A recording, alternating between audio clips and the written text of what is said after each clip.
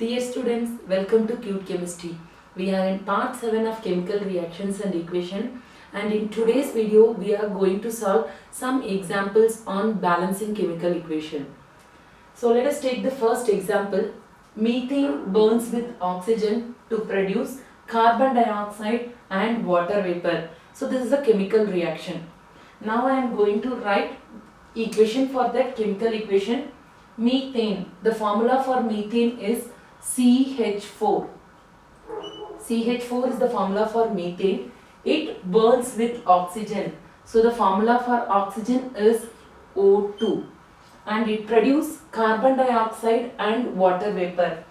So the formula for carbon dioxide is CO2, and along with that it produces water vapor. So the formula for water is H2O.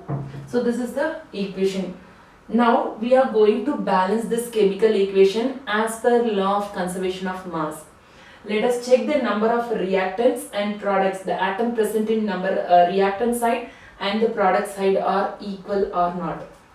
So let us take the number of atom participating here. Here we have carbon, hydrogen and oxygen. So product side also it's same only, it cannot be interchanged. Carbon, hydrogen and oxygen. So in the reactant side and in the product side, we'll check how many atoms are present. Carbon. So for carbon in the reactant side we have only one atom of carbon, and in the product side also we have only one atom of carbon. So 1.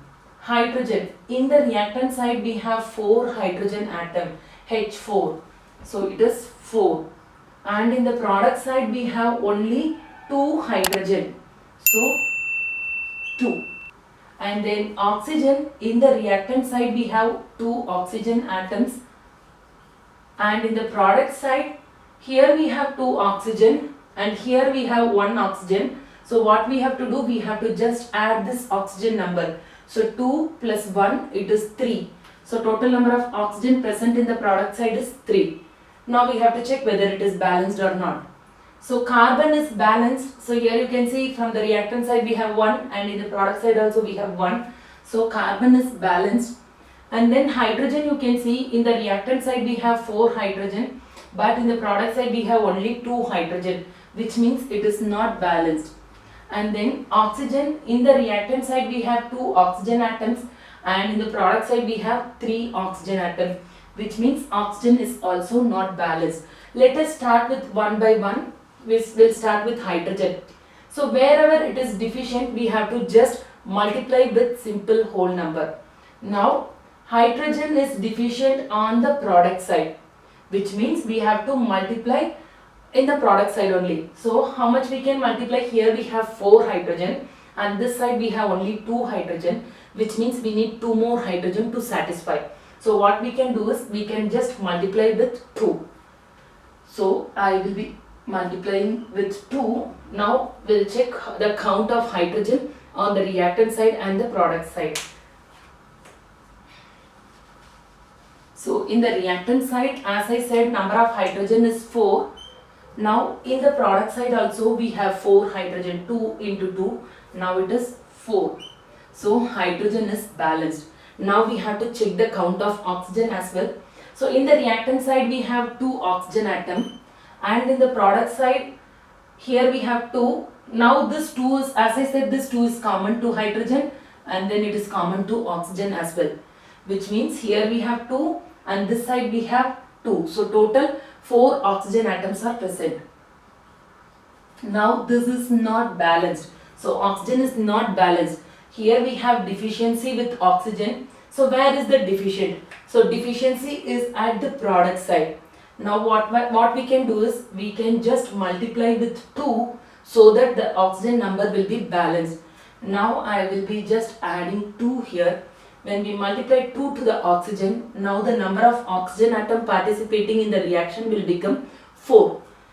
So in the reactant side we have 4 oxygen atom, and in the product side also here we have 2 and this side we have 2, so total it is 4. Now oxygen atom is also balanced. So the equation is balanced because the number of atom participating in the reactant side, which is equal to number of atoms at the end of the reaction as well. Now we have to mention physical state of the reaction as well to make the equation more informative. Now methane. So as I said, methane is a gas. It is a natural gas. So that will be represented as G. And then oxygen. Oxygen is also gas only. So that will be represented as G. And then carbon dioxide. Carbon dioxide is also gas only. So that is also represented as G. And here we have water. Actually water is a liquid, but here they have given the state of water. Water is given out as a vapor. So which means it is also gas only. You cannot write liquid here. So this is how we have to balance the chemical equation. After that we have to add some more information to that to make the equation more informative. Here we have to add one more thing also. Methane burns with oxygen, which means heat is supplied here. That we can just put one delta over this arrow mark so that heat is supplied during this chemical reaction. Now the equation is more informative and the equation is complete also. Let us take another example. Here copper sulfate reacts with sodium hydroxide to form white precipitate of copper hydroxide and sodium sulfate solution. So let us write chemical formulae for this. The formula for copper sulfate is CuSO4. So this is the formula for copper sulfate. Copper sulfate, SO4 is for sulfate, reacts with sodium hydroxide. So the formula for sodium hydroxide is NaOH. It reacts to form white precipitate of copper hydroxide. So copper hydroxide, the formula for copper hydroxide is CuOH twice. So this is the formula for copper hydroxide and sodium sulfate solution. So formula for sodium sulfate is Na2SO4. So this is the reaction. Now we have to check whether the equation is balanced or not. So for that what we have to do, we have to write the number of atoms participating in this chemical reaction. So we have copper, we have sulfur, and we have oxygen, and then this side we have sodium. So oxygen is there, so no need to write again, and then we have hydrogen. So in the product side also it will be same only. So what we have to do, we have to write number of atoms in the reactant side as well as number of atoms in the product side. So let us check. Copper, in the reactant side we have only one copper atom. So 1. And in the product side also we have only one copper atom, there is no subscript. So we can write 1 here. And then sulfur, in the reactant side we have only one sulfur atom. Sulfur also doesn't have any subscript here, which means it has only one atom. And in the product side also we have only one sulfur. So you can write 1. And then oxygen. So this side copper sulfate have 4 oxygen atom. Sodium hydroxide have 1 oxygen atom. Total it is 5. 5 oxygen atom is present in the reactant side. So in the product side, here we have 2 oxygen atoms. So in the bracket 2 is given as subscript, which means this 2 is common for oxygen as well as hydrogen. So oxygen, here we have 2 oxygen atom and this side we have 4 oxygen atom. So 2 plus 4 it is 6 oxygen atom in the product side. And then hydrogen, in the reactant side we have only one hydrogen atom. Sodium. So sodium, in the reactant side we have one sodium atom and in the product side we have 2 sodium atom. So next one is hydrogen. In the reactant side we have one hydrogen and in the product side we have 2 hydrogen atoms. Now, so here we have 2 hydrogen atoms. Now we have to check whether it is balanced or not. Copper is balanced because in the reactant side and the product side we have one copper only.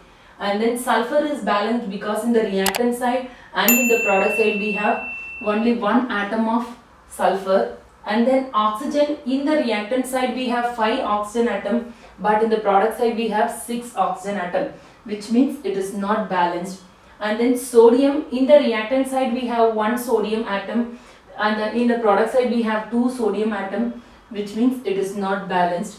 And then hydrogen, in the reactant side we have 1 hydrogen atom, and then in the product side we have 2 hydrogen atom, which means it is not balanced. So the deficiency is at the reactant side. So what we can do is we can start multiplying from reactant side, and the deficient atoms are sodium, oxygen and hydrogen. So now where we can multiply, logically you can think here also we have oxygen, but no need to multiply from this side because all these 3 atoms is present in sodium hydroxide. So we can start multiplying with sodium hydroxide. Now I will just start with simple whole number, smallest whole number 2, and let us check whether the equation is balanced or not. So oxygen, now you can see, so copper and sulfur remain same because we didn't disturb any numbers, so it is remaining same. And oxygen, in the reactant side we have now 2 oxygen, and this side we have 4, so total it is 6 oxygen atom in the reactant side, which means oxygen is balanced now.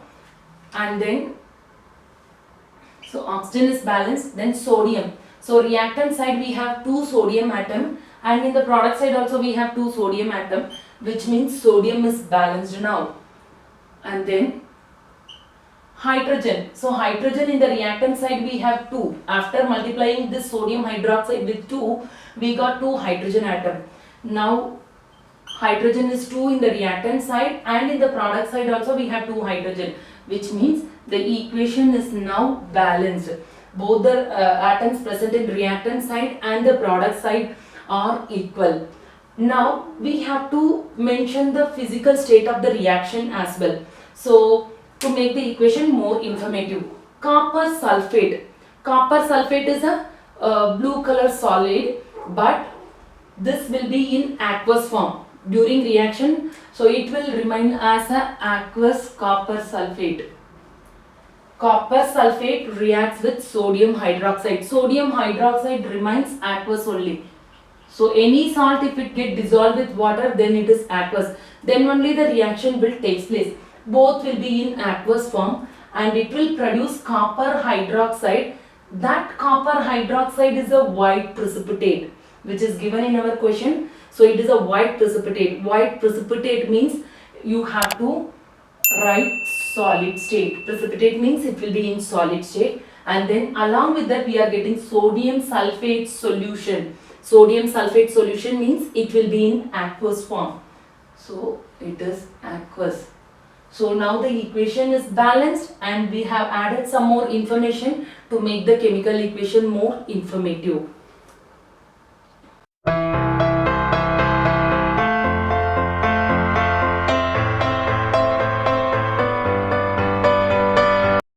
Thanks for watching this video. If you have any questions, please drop your question in comment section.